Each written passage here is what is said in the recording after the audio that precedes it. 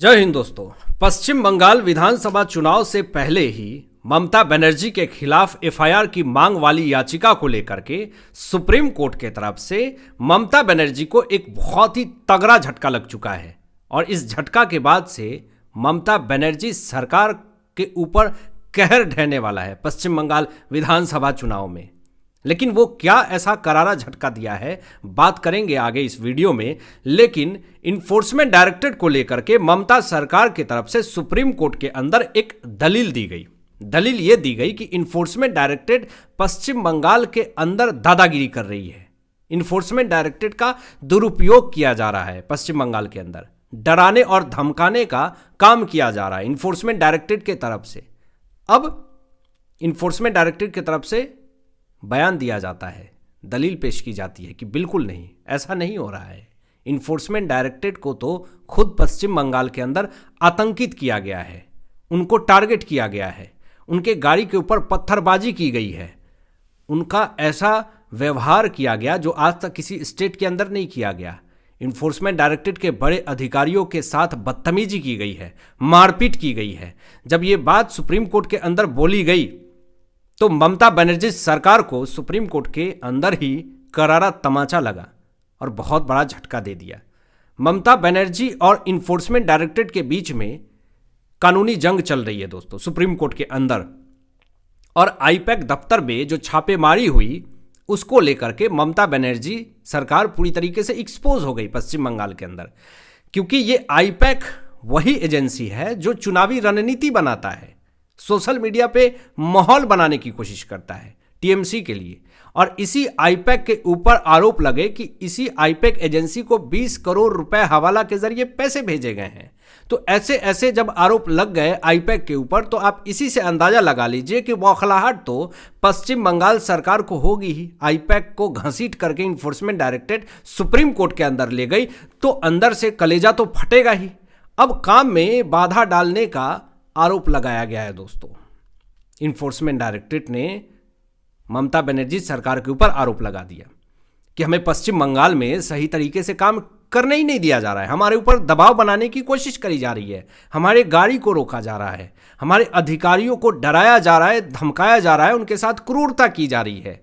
अब आप बताएं कि एक सेंट्रल गवर्नमेंट की एजेंसियां किसी स्टेट में जांच करने जाती है तो क्या उसको धक्के मार के भगाया जाएगा, उसके अधिकारी को कॉलर पकड़ के पीटा जाएगा, उनके गाड़ी के शीशे को तोड़ा जाएगा, उनके सर पे प्रहार किया जाएगा ईंट और पत्थरों से? अब बताएं जस्टिस साहब। तो ऐसी जब बातें सामने आई तो जज साहब का आंख फटा का फटा रह गया कि भाई ऐसा भी सीन हो रहा है, इतनी दादागिरी। कौन स्टेट है? पश्चिम बंगाल। तो वहां पे अधिकारियों के साथ इस तरह की बर्बरता की जा रही है। अब सुप्रीम कोर्ट में जब ये लड़ाई पहुंची, आईपैक का मुद्दा पहुंचा, काम में बाधा डालने का आरोप ममता सरकार के ऊपर लगा, तो इन्फोर्समेंट डायरेक्टरेट ने ममता बनर्जी के खिलाफ एफआईआर की मांग कर दी कि अब ममता बनर्जी के ऊपर एफआईआर होनी चाहिए, क्योंकि इन्होंने सबूत मिटाने की कोशिश करी, इन्होंने काम में बाधा डालने की कोशिश करी, सरकारी काम में बाधा डालने की कोशिश करी। खुद आप एक सिटिंग सीएम हैं और आप लोकतंत्र की गरिमा को नहीं समझ रही हैं। आप लोकतंत्र की हत्या करेंगी और चारों तरफ चीखते रहते हैं, चिल्लाते रहते हैं विपक्ष वाले कि भारत देश के अंदर तो लोकतंत्र है ही नहीं, भारत देश के अंदर लोकतंत्र खतरे में है। लेकिन एक सिटिंग सीएम फाइल लेकर के भागेगा जहां पर छापा पड़ा है, कहां गया लोकतंत्र आपका? अधिकारियों पर भी केस दर्ज करने की तैयारी शुरू हो गई है दोस्तों, यह भी बड़ी खबर सामने आ रही है। सिर्फ और सिर्फ ममता बनर्जी सरकार की तरफ से ही अड़चने नहीं डाली गई है इन्फोर्समेंट डायरेक्टरेट के काम में, वहां के अधिकारी भी इसमें पूरी तरीके से सम्मिलित हैं, स्टेट गवर्नमेंट के अधिकारी भी इसमें सम्मिलित हैं, सेंट्रल गवर्नमेंट के अधिकारियों को काम करने नहीं दिया गया, जिस कारण से इन्फोर्समेंट डायरेक्टरेट सुप्रीम कोर्ट के अंदर ममता बनर्जी सरकार की बखिया उधेरी रही पूरी तरीके से। दस्तावेज गायब करने का गंभीर आरोप लगाया इन्फोर्समेंट डायरेक्टरेट ने। अब आप इसी से अंदाजा लगा लीजिए कि पश्चिम बंगाल के अंदर लोकतंत्र कहां है, कौन से बिल में छुपा हुआ है लोकतंत्र। इन्फोर्समेंट डायरेक्टरेट ने क्लियर सुप्रीम कोर्ट में कह दिया कि हमें डराया गया है, हमें धमकाया गया है, हम कैसे काम करेंगे पश्चिम बंगाल के अंदर। हाल में ही 6 अधिकारियों को सस्पेंड किया है इलेक्शन कमीशन ऑफ इंडिया ने। एसआईआर हो करके रहेंगे पश्चिम बंगाल के अंदर। ये भी सुप्रीम कोर्ट ने सख्त लतार लगाई थी।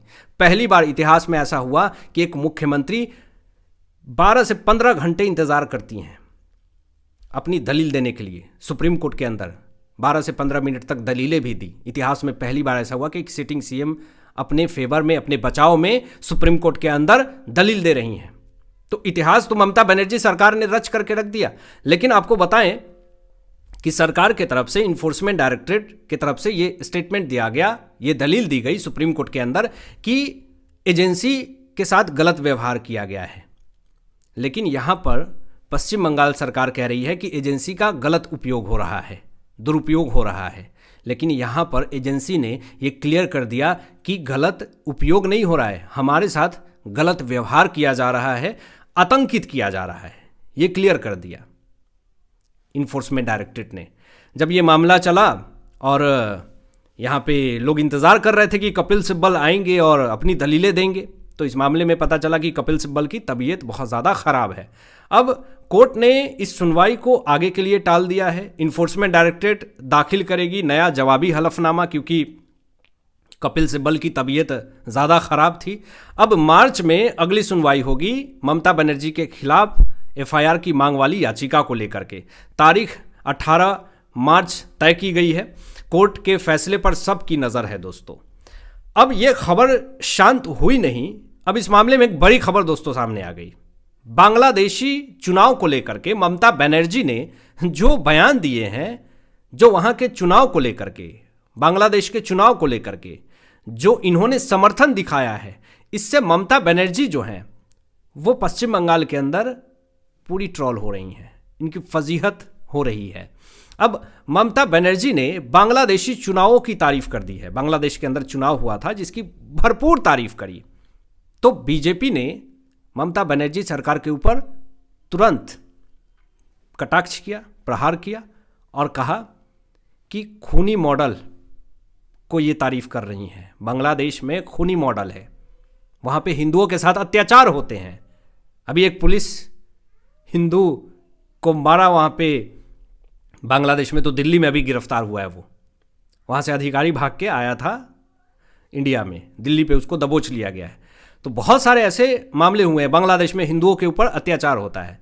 अब ऐसे ही बीजेपी ने आरोप लगा दिया ममता बनर्जी के ऊपर कि हिंदू विरोधी हैं ममता बनर्जी, इसीलिए ये खूनी मॉडल को सही कह रही हैं, तारीफ कर रही हैं, बांग्लादेशी चुनाव का पूरा तारीफों के पुल बांध रही हैं। इंटेलिजेंस रिपोर्ट ने ये डरावनी सच्चाई बताई है दोस्तों। और बांग्लादेश में अल्पसंख्यकों पर भारी अत्याचार हो रहा है, यानी माइनॉरिटी के साथ अत्याचार हो रहा है। यानी कि बांग्लादेश में माइनॉरिटी हिंदू हैं, उनके साथ पूरा अत्याचार हो रहा है, उनकी ज़िंदगी ख़त्म करी जा रही है। और बांग्लादेश में तो हिंदुओं को वोट देने से रोका भी जा रहा है। बहुत कम हिंदू उम्मीदवार चुनाव जीते हैं क्योंकि उनको डराया गया है, धमकाया गया है। और बंगाल में वैसा ही माहौल बनाना चाहती हैं ममता बनर्जी। बीजेपी ने ये आरोप लगाया है। ममता के बयान को राष्ट्र विरोधी कहा गया और भारतीय लोकतंत्र का अपमान बताया गया। अब ममता बनर्जी बांग्लादेशी खूनी मॉडल लाना चाहती हैं क्या, ये सवाल खड़े किया जा रहा है कि आखिर उन्होंने बांग्लादेशी चुनाव की तारीफ क्यों करी। वहाँ पे जो खूनी मॉडल है, वहाँ पे बांग्लादेश में हिंदुओं के साथ इस तरह से बर्बरता होती है, उनको मारा जाता है, उनकी ज़िंदगी ख़त्म की जाती है, क्या वैसा ही मॉडल बंगाल के अंदर भी लाना चाहती हैं? क्या वह हिंदुओं का विनाश करना चाहती हैं? ये सारे सवाल पूछे जा रहे हैं ममता बनर्जी से। ममता बनर्जी वोट बैंक के लिए बोल रही हैं कि बांग्लादेश में जो चुनाव हुआ वो बहुत अच्छा हुआ। अब उन्होंने भारतीय लोकतंत्र का अपमान किया है। इंटरनेट पे तो साफ तौर पे ममता बनर्जी के खिलाफ कार्रवाई की मांग उठ रही है। वह अल्पसंख्यकों को डराना चाहती हैं कि बंगाल में माइनॉरिटी जो है उनको पूरी तरीके से डराओ। ये जो अल्पसंख्यक हैं, जो हिंदू हैं, जो सनातनी हैं, उसको पूरी तरीके से डरा कर रखो। तो ऐसी चीज़ें जब बीजेपी ने सामने ला करके रखी कि ममता बनर्जी की मंशा क्या है बंगाल को लेकर के, तो पश्चिम बंगाल की जनता जागरूक हो गई कि बांग्लादेश में जो हिंदुओं के साथ हो रहा है वो बंगाल में नहीं होने देंगे।